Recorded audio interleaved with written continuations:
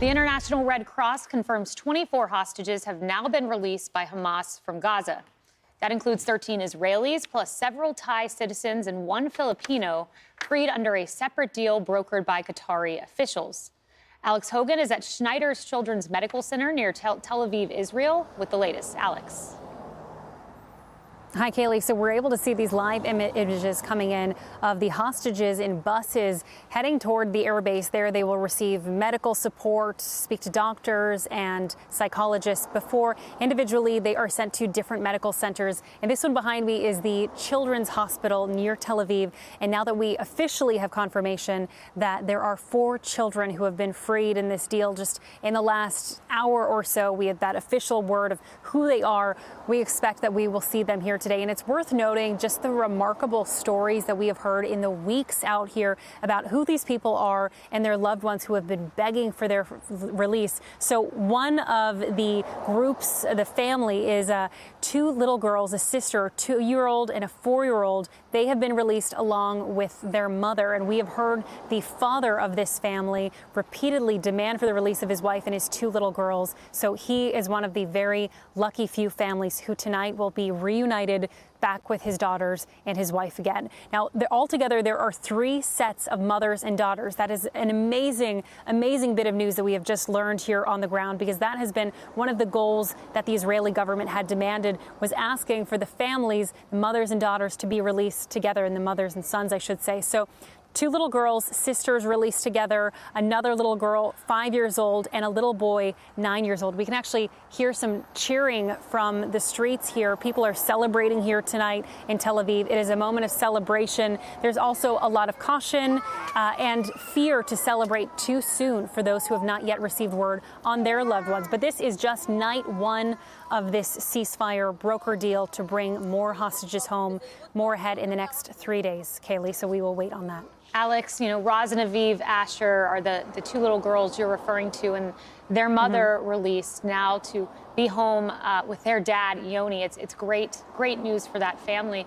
You mentioned earlier today that the preparations the Israeli government has been undergoing for these children and their arrival, they actually consulted with Holocaust survivors to know exactly the best and most appropriate way to welcome home these children. Can you take us into their thinking and their level of preparation?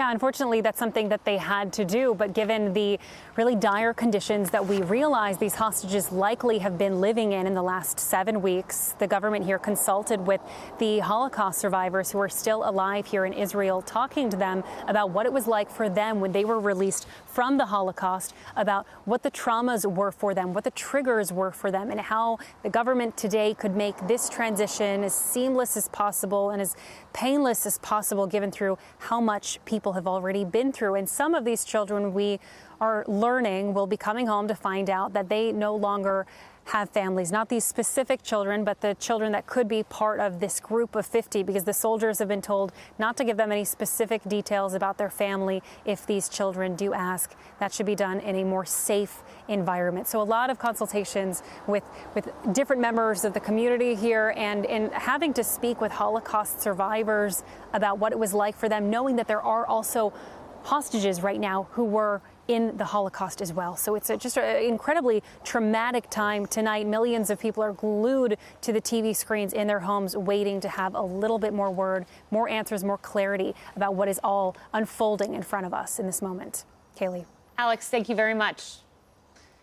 You know, Kara, one component of this is first and foremost, it's taking care of these kids, reuniting them with their families, making sure they're okay physically, mentally. Another component of what's going to play out is debriefing, is trying to gather intelligence, because every second counts for the remaining families. Your thoughts? Yeah, that's exactly right. I was an intelligence officer for almost a decade, and it's critical to get those pieces of information so that you can help the other hostages going forward. You know, Israel has some very elite units who specialize in these kinds of things, so hopefully that sort of intel, any debrief, that they'll get actual good nuggets, good data points for those soldiers, those operators, to then go in and prevent more hostages from losing their lives. We know hostages have died in Hamas custody as well, so hopefully those debriefs tapes offer a treasure trove of valuable intelligence. Yeah. Tammy. Well, with the Holocaust survivors, there aren't many left. It was 78 years ago that the World War II ended, when if you're going to have survived the Holocaust, likely you did so as a child. So the people working now with children understand that, likely if they were under 18 or under 10 years old, knowing what their lives were like in the future and what developed and what came to be as Israel.